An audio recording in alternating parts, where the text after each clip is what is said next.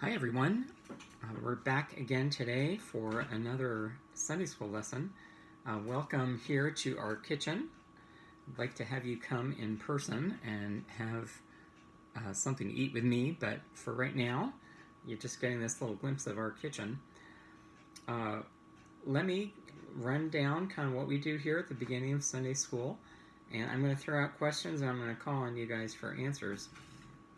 Okay, who can tell me the two big parts that make up the Bible? Okay, who's got it? Okay, Jacob. Old Testament and New Testament. Right, good.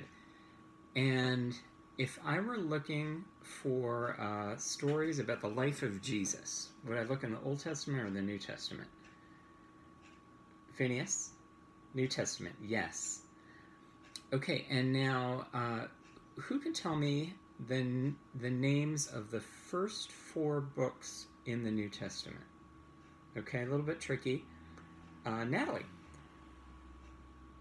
Yes, Matthew, Mark, Luke, and John. Excellent. And last one is, what do we call those books? Gospels, yes. And who can tell me what the word gospel means? Zoe? Good news. Yes, you guys are on fire. So today, I want to tell you another story from the Gospel of Luke, and this is how it goes. This is another story of Jesus going from place to place, kind of small town to small town, and wherever he went, people would gather around to hear him. And he came at one point to a small town called Bethany. And in Bethany, he was welcomed into the house that belonged to two sisters and a brother together, lived together there as Martha and Mary and their brother Lazarus. And Jesus came into the house, and people crowded in to hear what Jesus would say. And kind of every corner of the room would get filled up with people who were trying to get a place, and people were standing around the back against the wall, and other people were around the doors and standing outside the windows to hear. And this might be hard for you to imagine. Why would people be so interested in hearing everything that Jesus had to say? But do you know, guys, he made everything so interesting.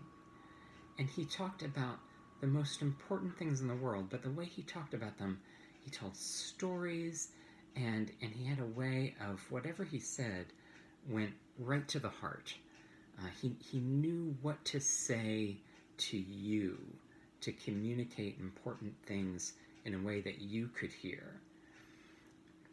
So Mary, the one sister, and I think her brother was there too, said, well, wow, this is great. Jesus is not only in town, but he's here at our house. Well, you know what I'm going to do? I am going to get a good place to sit. Maybe I can sit on the floor kind of right near Jesus, and I'm not going to budge from this place, because this is the opportunity of a lifetime for me to be right here with Jesus, front row, hearing every word that comes out of his mouth. This is an awesome thing. Martha, it says, Martha was distracted by all the preparations that had to be made. Okay, so there is Mary, and it says about her, she sat at the Lord's feet listening to what he said. But Martha was distracted. Why was she distracted? Well, there are all these people in the house, right?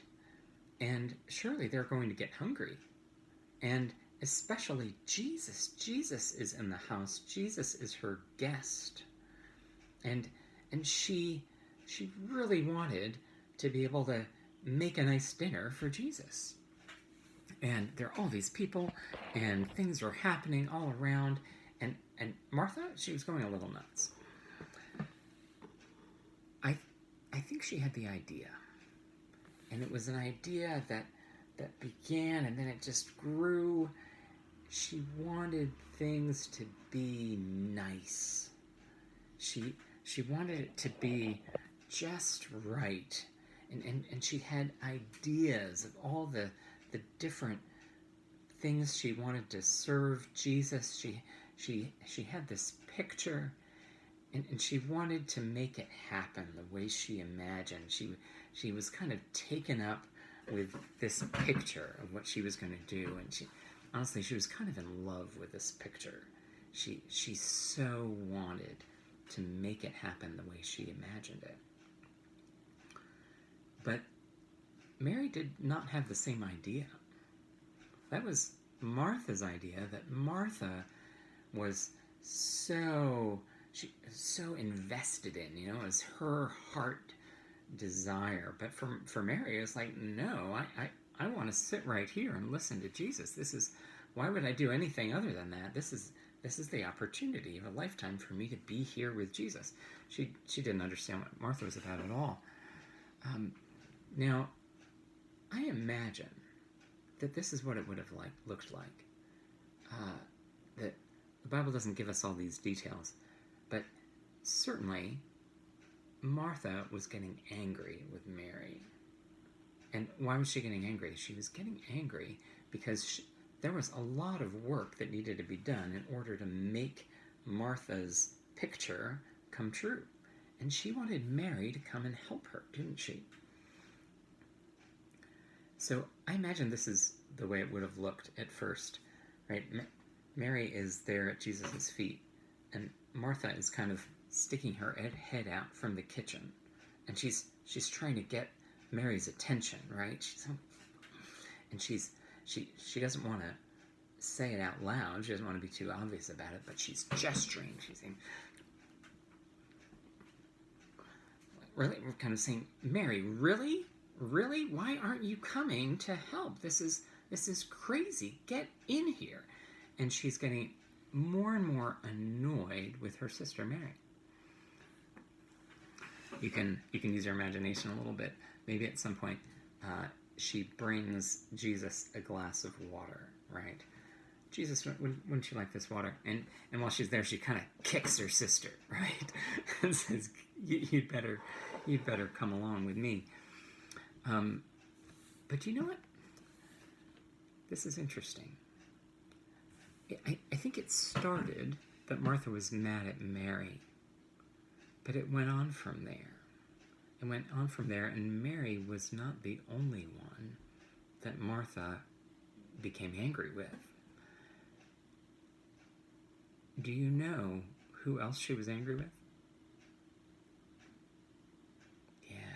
Yeah. Martha was getting angry at Jesus. And so this is what it says. It says, Martha came to him. Now again, we kind of don't know exactly how to imagine it, but I imagine still everybody's in the room, right? And finally, Martha's just so upset that she comes in to where everybody is, and she comes right up to Jesus. And she doesn't care anymore what anybody thinks. She says, Lord, don't you care that my sister has left me to do the work by myself? Tell her to help me. Right? She was mad at Jesus because he had not told her, Mary, maybe you'd better run along to the kitchen and see if you can help.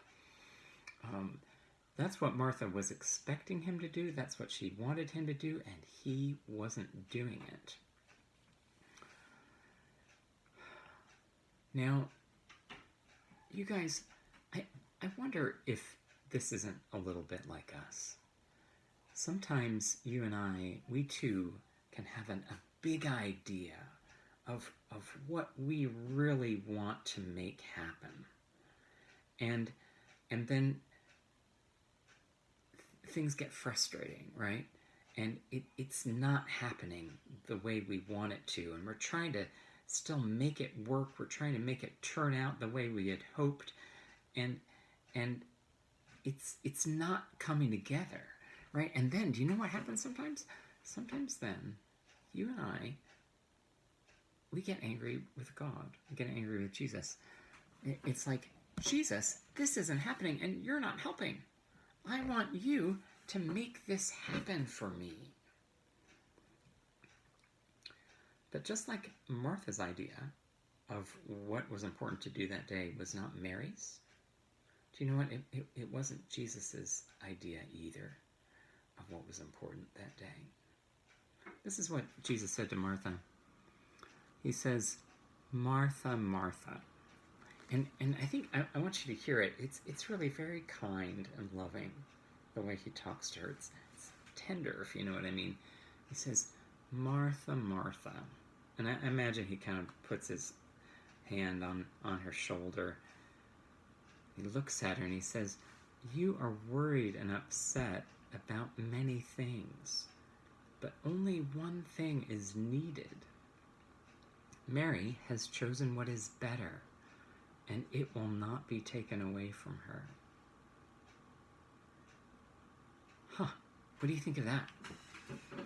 What was the one thing that was needed that day? What was the one thing that Mary chose that Martha didn't seem to understand? Well, I think it's something like this. Jesus is saying, Martha, I want Mary right here. This is exactly where I want her to be. Why? Because I want her to know me. I want her to hear the things that I am saying. I care about her very much, and I want her heart. And Martha, actually, this is where I want you to be too. In fact, maybe we can kind of move over and make a seat for Martha. I want you to sit down too, because I want you to hear. I want you to know me. I want your heart. It's you that I want, not a fancy dinner, right? And you know, we can have peanut butter. We can call for pizza. We don't need to have dinner at all, as far as I'm concerned, because the one thing that is so important is not that things would turn out the way you want them to. The one thing that is so important is that you would have a relationship, a living relationship with Jesus, that your heart would belong to him. And this is still true for you and me, kind of in the midst of everything that's going on. And maybe you might want to say, Jesus, why don't you make this whole pandemic go away? Why don't you wrap this up and get it done? Because I want to go back to life the way it was. And maybe you start to get angry with Jesus because he's not making it work the way you want it to. But maybe Jesus has another plan. You know, maybe this is a time when he's really wants your heart, wants you to come and be with him and know him more and more. And maybe that's what he wants for me too. Let me just say one more thing. Guys, I just want you to notice this. Because I think sometimes the way we tell these stories to children kind of leaves this out.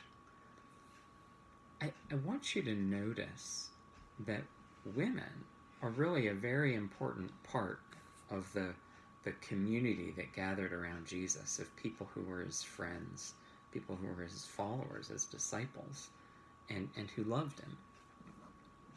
So certainly Martha and Mary were followers of Jesus. And Martha, don't get the wrong idea about Martha. In another story in the Gospel of John, Martha comes out with the best, clearest, strongest statement about who Jesus is and what he came to do than anybody else ever in the Bible. Martha was spot on about who Jesus was, and she put her faith in him. So Mary and Martha were his followers and his friends. There were others. Mary Magdalene was another woman. There were a lot of Marys at that time. There was a woman named Joanna and another named Susanna. and they traveled with Jesus, and they helped to provide for his needs. And do you know when he died, when he was on the cross, do you know who gathered around by the cross and were with him there when he died? Yeah, it was the women. It was the women.